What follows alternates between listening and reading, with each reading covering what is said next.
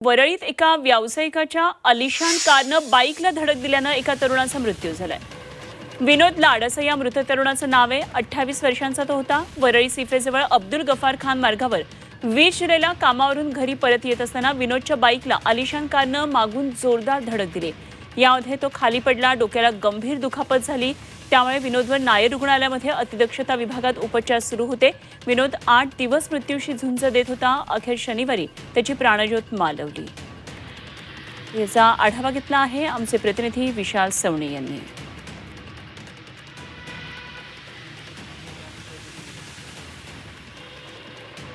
वरळीमध्ये hit and रनचं प्रकरण ताजं असताना आणखीन एक अपघाताची घटना घडलेली आहे। आपण पाहू शकतो की ही तीच गाडी आहे ज्या गाडीद्वारे 20 जुलै रोजी एक अपघात झाला होता आणि या अपघातामध्ये विनोद लाड नावाचा एक तरुण जो आहे तो त्यावेळेस जखमी झाला होता। गाडीने ज्यावेळेस या दुचाकी स्वाराला धडक दिली त्यावेळेस तो जमिनीवरती पडला। त्यावेळेस त्याच्या डोक्याला जो आहे तो मार लागला। त्यावेळेसच तात्काळ या गाडीतील जे तो व्यक्ती होते त्यांनी त्याला तात्काळ हॉस्पिटलमध्ये जे आहे ते दाखल केलं होतं। तो जखमी होता आणि त्यानंतर त्याच्यावरती नायर रुग्णालयामध्ये उपचार सुरू झाले आणि या उपचारामध्ये त्याचा दुर्दैवी मृत्यू जो आहे तो झालेला आहे। तब्बल 7 दिवस त्यांनी त्या मृत्यूशी झुंज दिलेली आहे। या प्रकरणी पोलिसांमध्ये तक्रार दाखल करण्यात आली होती आणि त्यानुसार या गाडी चालकाला देखील ताब्यात घेण्यात आलं होतं, अटक करण्यात आली होती आणि त्यानंतर मात्र तो सध्या जामिनावरती बाहेर असल्याची देखील माहिती मिळते। मात्र ज्यावेळेस या तरुणाचा मृत्यू झाला त्यानंतर